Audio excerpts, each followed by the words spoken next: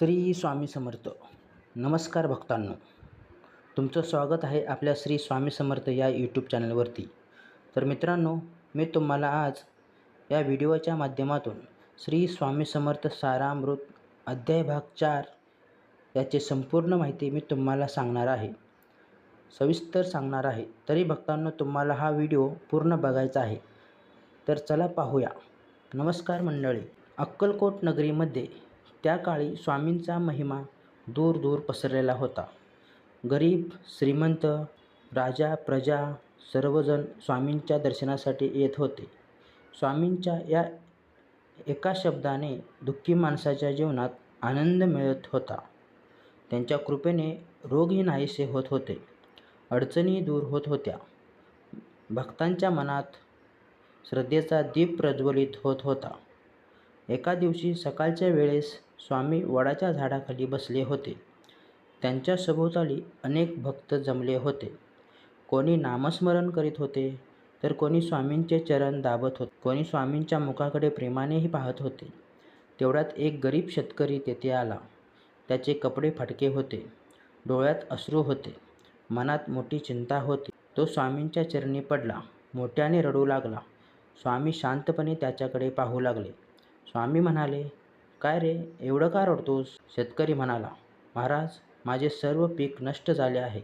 घरात अन्न नाही, मुलं उपाशी आहेत, कर्जदार त्रास देत आहेत, माझ्याकडे काहीच नाही."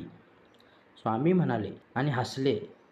त्यांनी जमिनीवर थोडी माती उचलली, ती शेतकऱ्यांच्या हातात ठेवली.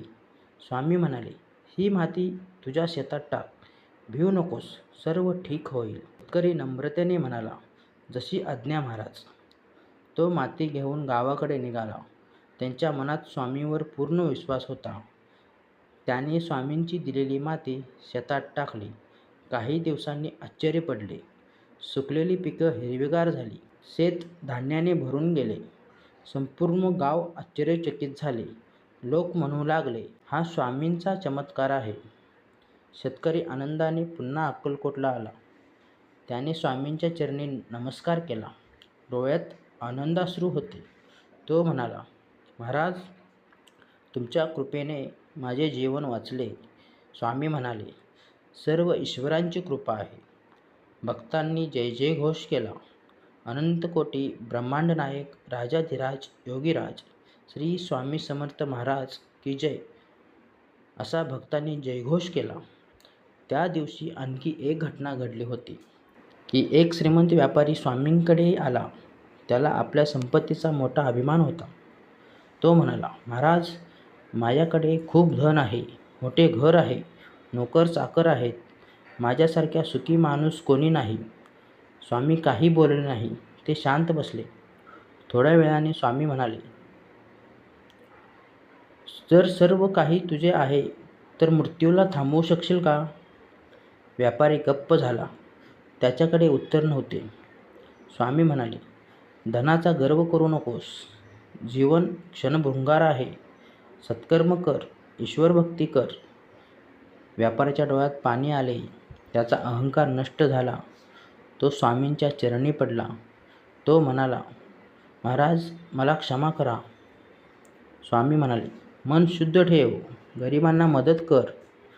त्या दिवसापासून व्यापारी दानधर्म करू लागला, गरिबांना अन्न देऊ लागला. लोक त्याचे कौतुक करू लागले. स्वामींच्या या दर्शनासाठी दररोज हजारो लोक येत होते. कोणी रोगमुक्तीसाठी येत होते, कोणी संतान प्राप्तीसाठी येत होते, कोणी मानसिक शांतीसाठी येत होते. स्वामी प्रत्येकावर कृपादृष्टी ठेवत होते.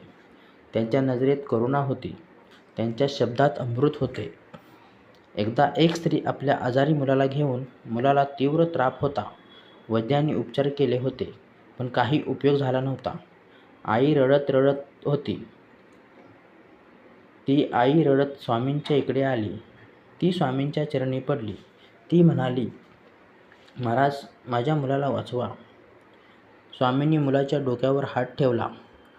क्षणात मुलाचा ताप उतरला. मुलगा हसू लागला. आई आनंदाने रडू लागली. ती म्हणाली, "महाराज, तुम्ही देव आहात." स्वामी म्हणाले, "देवावर श्रद्धा ठेव."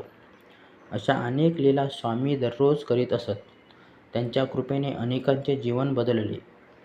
स्वामींच्या जवळ बसल्यावर मन शांत होत असे. त्यांच्या दर्शनाने भीती नाहीशी होत असे.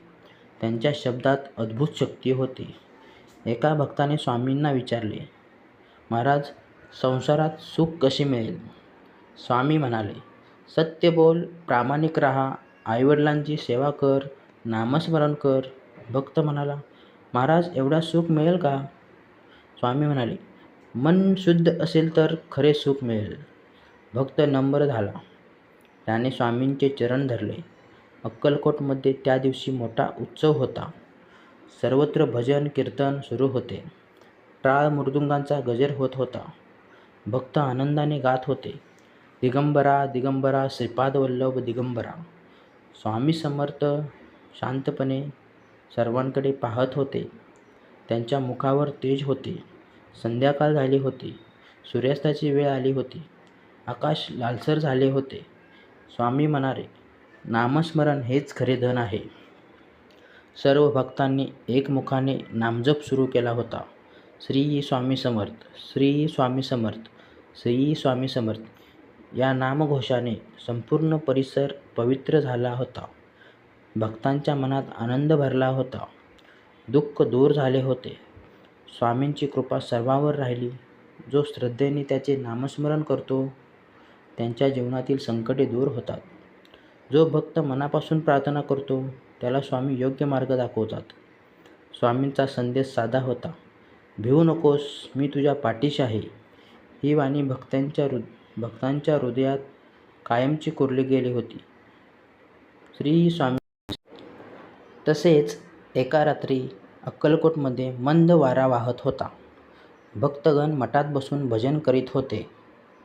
स्वामी समर्थ समाधानी मृदेने बसले होते. त्यांच्या चेहऱ्यावर दिव्य तेज चमकत होते. एक तरुण भक्त दूर गावातून चालत आला. त्याचे पाय रक्ताने माखले होते. अनेक दिवस तो उपाशी होता, पण मनात स्वामींच्या दर्शनाची तीव्र इच्छा होती. तो स्वामींच्या समोर येताच खाली कोसळला. भक्तांनी त्याला उचलून बसवले. स्वामींनी त्याच्याकडे प्रेमाने पाहिले. स्वामी म्हणाले, अरे, एवढा त्रास करून का आलास? तरुण म्हणाला, महाराज, माझे मन अस्वस्थ आहे. तुमच्या दर्शनाशिवाय मला शांती मिळणार नव्हती, म्हणून मी इथपर्यंत आलो. स्वामींनी जवळ ठेवलेला प्रसाद त्याला दिला. तो प्रसाद खाताच त्याच्या चेहऱ्यावर तेज आले. त्याचे मन शांत झाले. स्वामी म्हणाले, श्रद्धा असेल तर देव स्वतः मार्ग दाखवतो. तेथे उपस्थित भक्त आश्चर्याने पाहत होते. त्या तरुणाच्या डोळ्यात भक्ती अश्रू होते. दुसऱ्या दिवशी सकाळी एक वृद्ध ब्राह्मण स्वामींकडे आला. तो अत्यंत विद्वान होता. त्याला आपल्या ज्ञानाचा अभिमान होता. तो म्हणाला, महाराज, मी अनेक वेदशास्त्रांचा अभ्यास केला आहे. स्वामी शांत राहिले. काही वेळानंतर त्यांना विचारले, मन शांत आहे का?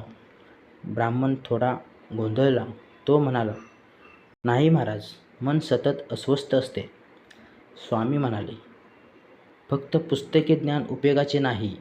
मनात नम्रता आणि भक्ती असली की सर्व काही ठीक होते. ब्राह्मणांच्या डोळ्यात पाणी आले. त्याचा गर्व नाहीसा झाला. तो म्हणाला, महाराज, आज मला खरे ज्ञान मिळाले. स्वामी म्हणाले, अहंकार सोड, नामस्मरण कर. त्या दिवसापासून तो ब्राह्मण साधे जीवन जगू लागला. गरिबांना मदत करू लागला. सर्वांशी प्रेमाने वागू लागला. तसेच एकदा अक्कलकोटमध्ये मोठा दुष्काळ पडला. विहिरी आटल्या, जनावरे त्रस्त झाली, लोक भयभीत झाले होते. सर्व भक्त स्वामींकडे आले. ते म्हणाले, महाराज, पाऊस पडत नाही, सर्वत्र संकट आले आहेत. स्वामी उठले. ते गावाबाहेर गेले. आकाशाकडे पाहू लागले. स्वामी म्हणाले, ईश्वर दयाळू आहे. काही वेळात काळे ढग जमा झाले. विजेंचा कडकडाट झाला. मुसळधार पाऊस सुरू झाला. लोक आनंदाने नाचू लागले. सर्वत्र श्री स्वामी समर्थांचा जयघोष झाला. शेतकरी म्हणू लागले, स्वामींनी आमचे जीवन वाचविले. एक भक्त रोज स्वामींकडे फुले आणत असे. तो अत्यंत गरीब होता, पण त्याची भक्ती प्रामाणिक होती. एक दिवस त्याच्याकडे फुले नव्हती. तो दुःखी झाला. स्वामी समोर येऊन म्हणाला, महाराज, आज मी तुमच्यासाठी काही आणू शकलो नाही. स्वामी हसले. ते म्हणाले, तुझे प्रेमच सर्वात मोठे फूल आहे. भक्त भावुक झाला. त्याच्या डोळ्यातून अश्रू वाहू लागले. स्वामी नेहमी सांगत असत, भक्तीमध्ये दिखावा नसावा.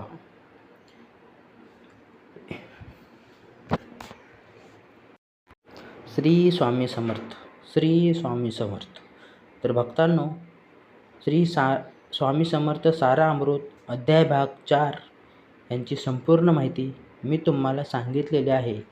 तर भक्तांनो, दुसरा अध्याय पाहण्यासाठी ऐकण्यासाठी आत्ताच आपल्या चॅनलला लाईक करा, शेअर करा आणि सबस्क्राईब करून बेल आयकॉनचं बटन दाबा, जेणेकरून मी जे सोडलेले सर्व माहिती तुमच्या मोबाईलपर्यंत सर्वात अगोदर येईल.